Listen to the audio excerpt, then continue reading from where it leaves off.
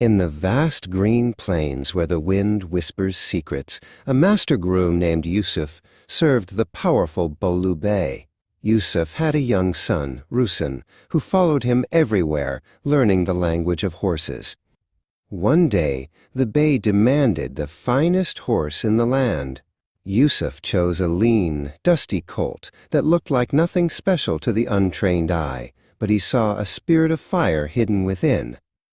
When Bolu Bey saw the thin, weak-looking colt, his heart filled with a dark and foolish rage. He felt insulted by Yusuf's choice. In his cruelty, the Bey ordered that Yusuf be blinded as punishment. Rusun watched in horror as his father was led away, but even in his pain, Yusuf whispered to his son to stay brave and protect the horse. Yusuf and Rusun were cast out of the palace. They retreated to a quiet valley, where they lived in a humble hut.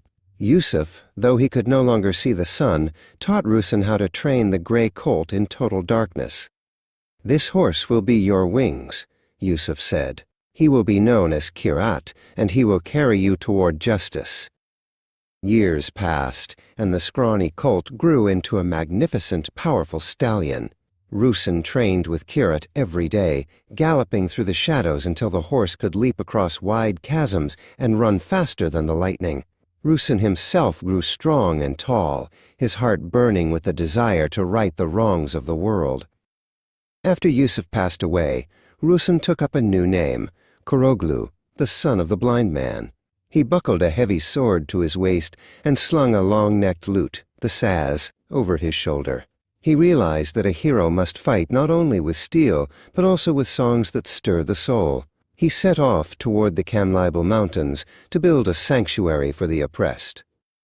Word of Köroğlu's growing fortress in Kamlibel reached the ears of another legendary warrior, Köroğlu Mustafa Bey. Known for his incredible strength and unwavering honor, Mustafa Bey rode a massive black steed and feared no man. Intrigued by the son of the blind man, he traveled to the rugged peaks, determined to see if Köroğlu was a true hero or merely a mountain rebel. The two warriors met on a narrow, wind-swept ridge. Without a word, Mustafa Bey challenged Köroğlu to a duel. Their battle was fierce and legendary. The mountains echoed with the thunderous clash of Köroğlu's sword against Mustafa's mace. For hours, neither would yield, their movements a blur of strength and skill as the sun climbed high above the jagged peaks of Kamlibel. As the dust settled, both men stopped, realizing they were equally matched in bravery and spirit. Mustafa Bey lowered his weapon and laughed, recognizing Köroğlu's noble cause. "Only a man of pure heart can fight with such fire," Mustafa declared. They shook hands, turning their rivalry into an alliance. Together, with the brave young Ayvaz, they formed a brotherhood dedicated to protecting the weak. Bolu Bey, hearing of the new alliance, sent his army to finally crush the heroes. But Köroğlu and Mustafa Bey were unstoppable. On the field of battle, Köroğlu on his gray horse and Mustafa on his black steed moved like a storm. The Bey's soldiers fled in terror, unable to stand against two legends fighting for the light of justice. The legend of Köroğlu and Mustafa Bey lives on today in every song of freedom. They proved that even the greatest rivals can find common ground in the pursuit of justice.